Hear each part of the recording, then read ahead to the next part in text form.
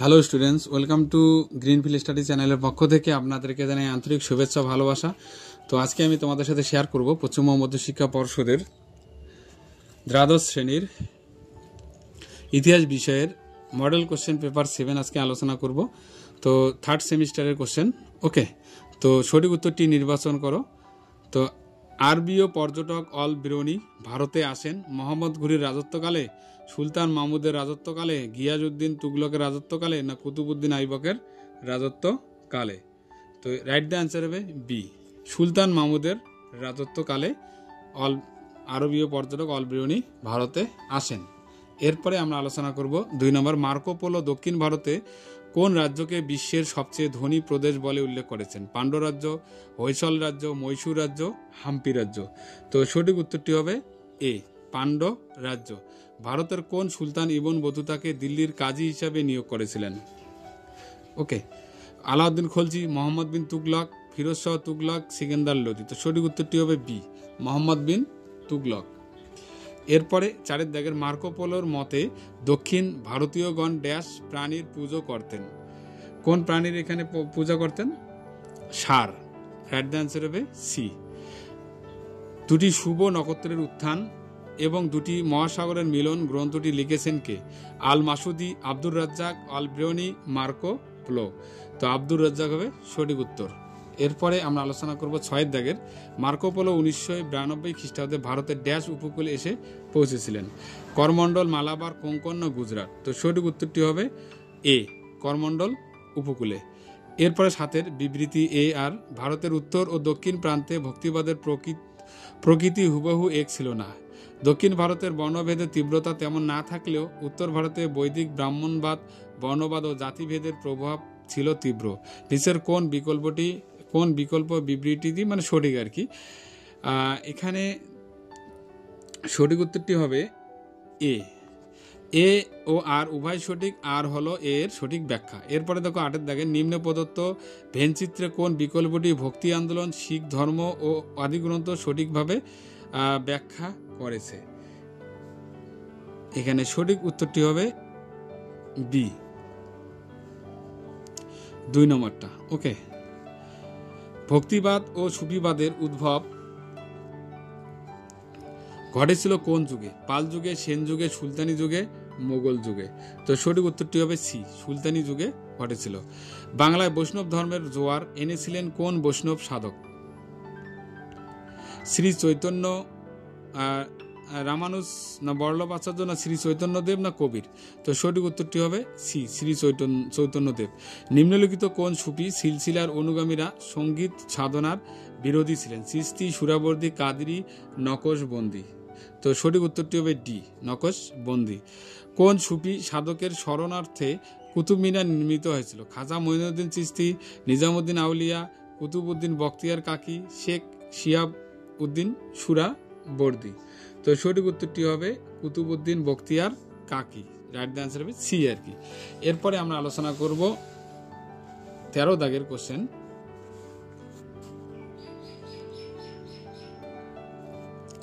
ক স্তম্ভের সঙ্গে খ স্তম্ভ এখানে আমরা কি করব? মিল করব আর কি। ওকে, তো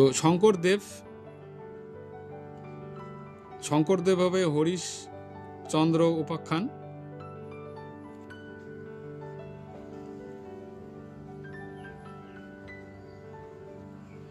তো এরপরে সুরদাস হবে সাহিত্য লহরী, আর তুলসীদাস হবে রামচরিত মানস, আর রামানুজ হবে শ্রী ভাষ্য। ওকে,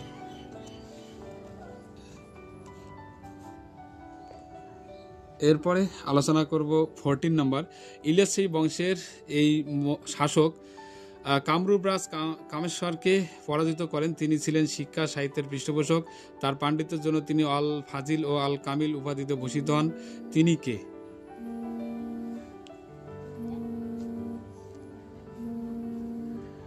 তো তিনি ছিলেন এখানে রুকনউদ্দিন বরবক শাহ। তো 15 দাগের ক স্তম্ভের সঙ্গে খ স্তম্ভের সঠিক বিকল্পটি নির্বাচন করো। তো এখানে বিজাপুর, তো বিজাপুর হবে আদিল শাহ। হাম্পি হবে হরিহর ও বুক্কো। আর আহমেদাবাদ নগর রাজ্য এটা। তো এটা হবে 3-এর বি, অর্থাৎ আহমদ নিজাম সহ। এরপরে বাহমনি রাজ্য হবে জাফর খান। ওকে, তো রাইট দ্য অ্যান্সার হবে এখানে এ। এরপরে দেখো 16 দাগের ক স্তম্ভের সঙ্গে খ স্তম্ভ মিল করবো এখানে। ওয়াজির ই কুল, ওয়াজির আশরাফ আছে, কোতোয়াল আছে, সদর ই জাহান আছে।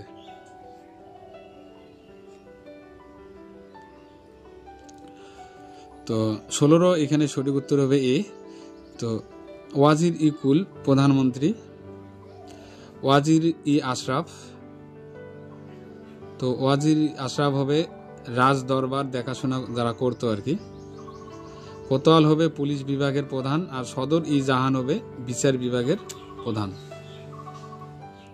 এরপরে 17 দাগের আহমেদনগরের বিখ্যাত কৃষি ব্যবসায়িক ক্ষেত্র ছিল রালেসান সিন্ধি না পিম্পরি গাওয়ালি, অমরাতিথি না মেহেরবাদ।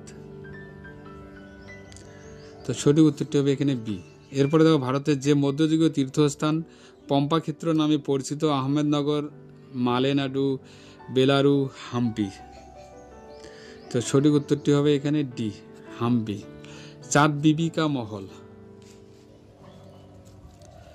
চাঁদ বিবিকা মহল সমাধি ক্ষেত্রটি কোন রাজ্যে অবস্থিত? হাম্পি, হৈসল, আহমেদনগর না বিজয়নগর রাজ্যে অবস্থিত? তো সঠিক উত্তরটি হবে আহমেদনগরে অবস্থিত চাঁদ বিবিকা মহল। রাজত্বকালের সময় অনুযায়ী সঠিক ক্রমটি সাজাও। এখানে সঠিক ক্রমটি হবে বি। তো আলাউদ্দিন হোসেন শাহ, নাসিরউদ্দিন নসরত শাহ। তারপরে দেখো নতুন বিশ্ব বা নিউ ওয়ার্ল্ড শব্দটি প্রথম ব্যবহার করেছিলেন মার্কোপোলো, কলম্বাস, আমেরিগো ভেসপুচি না স্যার জন হে? তো এখানে সঠিক উত্তরটি হবে সি, আমেরিগো ভেসপুচি। আমেরিকায় ফরাসিদের উপনিবেশগুলি হাতছাড়া হয় ড্যাশ খ্রিস্টাব্দে। এখানে কত খ্রিস্টাব্দে হাতছাড়া হয়েছিল? 1815 খ্রিস্টাব্দে। এরপরে নতুন বিশ্বের দেশগুলিতে নিয়মিত আফ্রিকা থেকে কৃষ্ণাঙ্গ কৃতদাস রপ্তানি করা হতো, যা পরিচিত ছিল আফ্রিকান কৃতদাস ব্যবসা নামে, লাতিন আমেরিকান কৃতদাস ব্যবসা নামে না কৃষ্ণাঙ্গ কৃতদাস ব্যবসা নামে না আটলান্টিক কৃতদাস ব্যবসা নামে? তো এখানে সঠিক উত্তরটি হবে ডি। এরপরে দেখো সাম্রাজ্যবাদ গড়ে ওঠার জন্য অর্থনৈতিক উপাদানগুলি হলো কৃষিকার্যের দুর্বলতা, বাজার ব্যবস্থার প্রাচুর্য, শিল্প বিপ্লব না অতিরিক্ত মূলধন বিনিয়োগ? তো সঠিক উত্তরটি হবে এখানে এ, মানে 3-4 নম্বর সঠিক। 3 আর হলো 4 সঠিক, 2 আর 1 হলো ভুল। এরপরে দেখো 25 নম্বর, হোয়ামপোয়ার চুক্তি স্বাক্ষরিত হয় 1844 খ্রিস্টাব্দে। ক স্তম্ভের সঙ্গে খ স্তম্ভ মিল করব 26-এর। তো 26-এর ডি হবে সঠিক। তো 1-এর ডি, 2-এর হবে সি, 3-এর এ, 4-এর বি।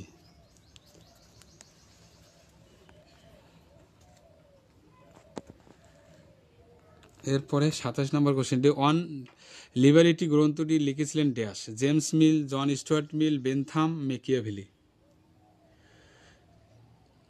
তো সঠিক উত্তরটি হবে জন স্টুয়ার্ট মিল।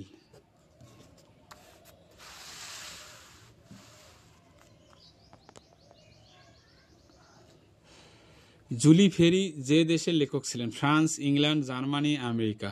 জুলি ফেরি তাহলে কোন দেশের লোক ছিলেন? ফ্রান্সের লোক ছিলেন। এরপরে উত্তম আশা অন্তরীপ সর্বপ্রথম প্রদক্ষিণ করেন Columbus, Magellan, Bartholomew Dias, Vasco da Gama. তো সঠিক উত্তরটি হবে সি, বার্থোলোমিউ দিয়াস। অ্যাঙ্গোলায় উপনিবেশ স্থাপন করেছিলেন ইংল্যান্ড, ফ্রান্স, হল্যান্ড, পর্তুগাল। তো পর্তুগাল অ্যাঙ্গোলায় উপনিবেশ স্থাপন করেছিলেন। এরপরে বর্ণ বৈষম্যের বিরুদ্ধে আন্দোলন করতে গিয়ে নেলসন ম্যান্ডেলা কত বছর জেল খেটেছিলেন? 27 বছর তিনি জেল খেটেছিলেন। এরপরে 32 নম্বর, কৃষ্ণঙ্গরা হলো শ্বেতাঙ্গদের বোঝা উক্তিটি কে করেছেন? ডারউইন, কবি, Rudyard Kipling, Lenin, Adam Smith. তো সঠিক উত্তরটি হবে বি। এরপরে দেখো নয়া সাম্রাজ্যবাদ কথাটি প্রথম ব্যবহার করেছেন কে? নয়া সাম্রাজ্যবাদ কথাটি প্রথম কে ব্যবহার করেছিলেন? এখানে ডেভিড টমসন আছে, স্টুয়ার্ট মিল আছে, জে এ হবসাম আছে, ভিআই লেনিন আছে। তো সঠিক উত্তরটি হবে ডেভিড টমসন। নয়া সাম্রাজ্যবাদের সময়কাল হলো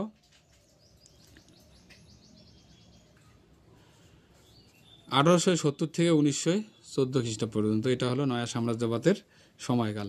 ভারতের কোন রাজ্যে ইংরেজরা প্রথম রাজনৈতিক আধিপত্য প্রতিষ্ঠা করে? বোম্বাই, গুজরাট, মাদ্রাস, বাংলা। তো সঠিক উত্তরটি হবে ডি, বাংলায় তারা প্রথম রাজনৈতিক আধিপত্য প্রতিষ্ঠা করেছিল। এরপরে দেখো 36 নম্বর, ভারতের প্রথম গভর্নর জেনারেল ছিলেন Lord Clive, Lord Hastings, Lord Bentinck, Lord Canning. তো সঠিক উত্তরটি হবে লর্ড বেন্টিং, মানে লর্ড উইলিয়াম বেন্টিং আর কি। তিনি ভারতের প্রথম গভর্নর জেনারেল ছিলেন। ব্রিটিশ শাসনের ইস্পাত কাঠামো বলা হয় ভারতীয় আমলাতন্ত্রকে, ভারতীয় সেনাবাহিনীকে, ভারতীয় পুলিশ বাহিনীকে, ব্রিটিশ শাসনতন্ত্রকে। তো সঠিক উত্তরটি হবে এ, ভারতীয় আমলাতন্ত্রকে ব্রিটিশ শাসনের ইস্পাত কাঠামো বলা হয়। ভারতে কার উদ্যোগে নিয়মিত পুলিশ বাহিনী গড়ে উঠেছিল? Warren Hastings, Lord William Bentinck, Lord Wellesley, Lord Minto. তো সঠিক উত্তরটি হবে এ, ওয়ারেন হেস্টিংস।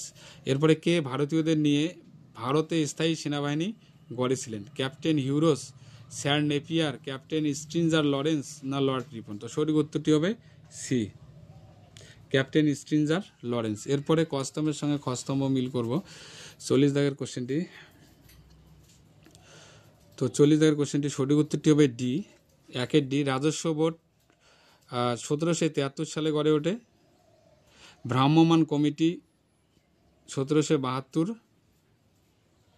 চিরস্থায়ী বন্দোবস্ত 1793, আর রায়দুয়ারি বন্দোবস্ত 1820। Please subscribe my channel. আমার ভিডিও দেখার জন্য তোমাদের সবাইকে অসংখ্য ধন্যবাদ।